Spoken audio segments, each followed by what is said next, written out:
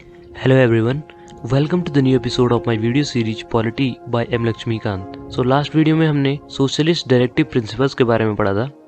आज की वीडियो में हम डिस्कस करेंगे गांधीयन डायरेक्टिव प्रिंसिपल्स के बारे में और इसके बाद हम डिस्कस करेंगे लिबरल इंटेलेक्चुअल डायरेक्टिव प्रिंसिपल्स के बारे में. शुरू करते हैं मेरे आज की वीडियो. मेरा नाम है अनंत और आप देख रहे हैं e Gurukul NCERT stuff. Gandhian principle, ये प्रिंसिपल गांधीयन आइडियोलॉजी पे बेस्ड होते हैं. ये बेसिकली गांधी जी द्वारा नेशनल मूवमेंट के टाइम पे स्पष्ट रूप से कहे गए थे. यहाँ पर उनको रिकंस्ट्रक्ट करने की एक कोशिश की गई है. गांधी जी के ड्रीम को फुलफिल करने के लिए उनके कुछ आइडियाज को डायरेक्टिव प्रिंसिपल में इंक्लूड किया गया है. यहाँ पर आर्टिकल 40 के अंडर में विलेज पंचायत्स को रीऑर्गेनाइज करने की बात कही गई है और यहाँ पर विलेज पंचायत्स को नेसेसरी पावर एंड अथॉरिटी देने की बात कही गई है सो दैट कि वो सेल्फ गवर्नमेंट के तौर पे फंक्शन कर सकें. इसके बाद आर्टिकल 43 में कॉटेज इंडस्ट्रीज के प्रमोशन की बात की गई है. रूरल एरियाज में प्रमोशन इंडिविजुअल या कोऑपरेटिव बेसिस पे करने की बात यहाँ पर की गई है. आर्टिकल 43B में कोऑपरेटिव सोसाइटीज़ बनाने की बात और उनके मैनेजमेंट की बात की गई है. आर्टिकल 46 में SCs, STs and other weaker section of society के एजुकेशन एंड इकोनॉमिक इंटरेस्ट के प्रमोशन की बात की गई है और उन लोगों को सोशल जस्टिस और एक्सप्लॉयटेशन से प्रोटेक्ट करने की बात की गई है.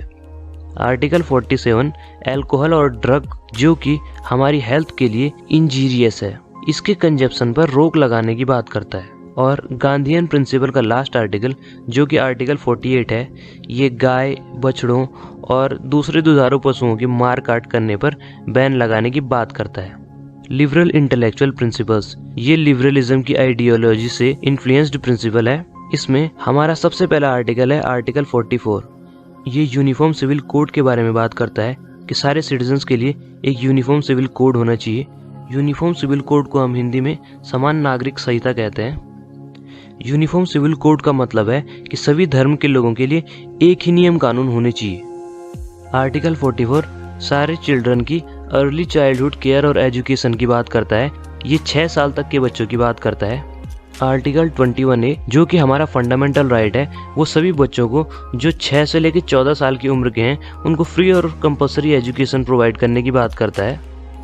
आर्टिकल 48 एग्रीकल्चर और एनिमल हस्बेंड्री को मॉडर्न और साइंटिफिक लाइन पर ऑर्गेनाइज करने की बात करता है.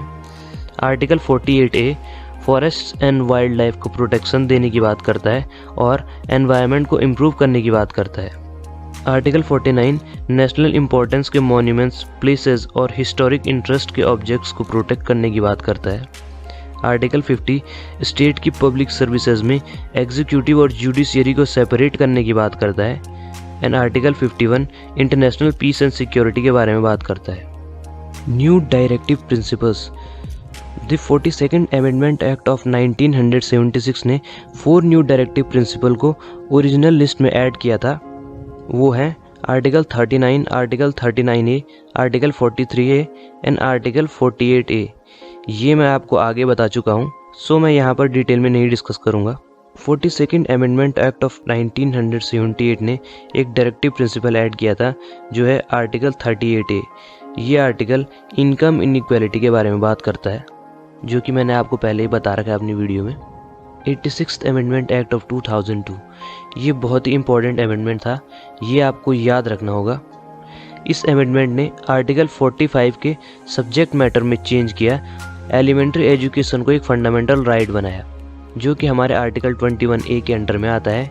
ये भी मैंने आपको पहले बता रखा है, यहाँ पर डिटेल में नहीं जाना चाहूँगा. इसके बाद आता है 97th अमेंडमेंट एक्ट ऑफ 2011. इसने एक न्यू डायरेक्टिव प्रिंसिपल को ऐड किया जो कि कोऑपरेटिव सोसाइटी से रिलेटेड था. ये हमारा आर्टिकल 43B के अंडर में आता है जो मैंने आपसे कुछ देर पहले ही डिस्कस किया है. Sanctions behind directive principles. BN Rao जो कि कॉन्स्टिट्यूएंट असेंबली के कॉन्स्टिट्यूशनल एडवाइज़र थे, उन्होंने रिकमेंड किया कि एक इंडिविजुअल के राइट्स को हम 2 कैटेगरीज में डिवाइड करते हैं, जस्टिसिएबल एंड नॉन जस्टिसिएबल. यहाँ पर fundamental rights justiciable in nature हैं जो कि पार्ट 3 में है और directive principle non justiciable in nature हैं, ये कॉन्स्टिट्यूशन के पार्ट 4 में आते हैं.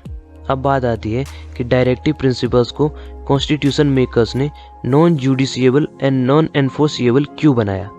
तो यहाँ पर कुछ रीजंस बताए गए हैं।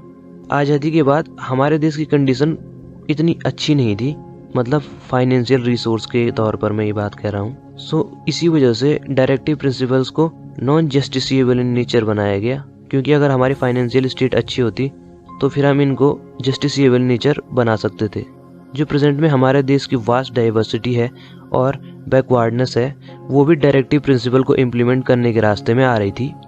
सो एक newly born independent Indian state के ऊपर में बहुत बड़ा बर्डन हो जाता। सो इसीलिए यहाँ पर डायरेक्टिव प्रिंसिपल्स को नॉन जस्टिसिएबल और नॉन एनफोर्सिएबल इन नेचर बनाया गया। अब काफ़ी बार ऐसी सिचुएशन अराइज हो जाती है कि फंडामेंटल राइट और डायरेक्टिव प्रिंसिपल के बीच में कॉन्फ्लिक्ट हो जाती है।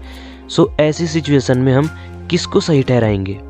सुप्रीम कोर्ट के सामने ऐसा पहला केस आया था, चंपाकंद दोराईराजन केस 1951।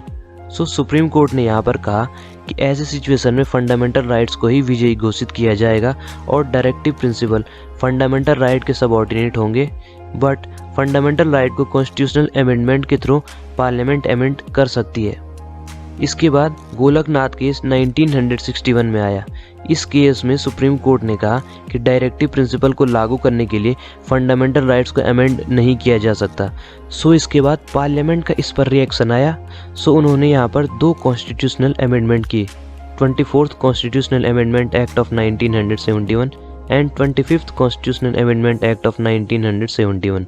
सो 24th कॉन्स्टिट्यूशनल अमेंडमेंट एक्ट में उन्होंने डिक्लेयर किया कि पार्लियामेंट के पास पावर है कि वो किसी भी फंडामेंटल राइट को कॉन्स्टिट्यूशनल अमेंडमेंट की हेल्प से अमेंड कर सकती है। और 25th कॉन्स्टिट्यूशनल अमेंडमेंट एक्ट में उन्होंने आर्टिकल 31C को ऐड किया। सो आर्टिकल 31C को मैंने अपनी लास्ट वीडियो में बता रखा है। सो अगर आपने उससे नहीं देखा है तो मैं उसका लिंक आपको एंड स्क्रीन पे दे दूंगा, आप वहाँ से उसे देख सकते हैं और समझ सकते हैं आर्टिकल 31C को। अब लास्ट में आता है मिनर्वा मिल केस 1980। इस केस में सुप्रीम कोर्ट ने कहा कि हमें directive principle and fundamental right दोनों को बैलेंस्ड वे में साथ लेके चलना होगा।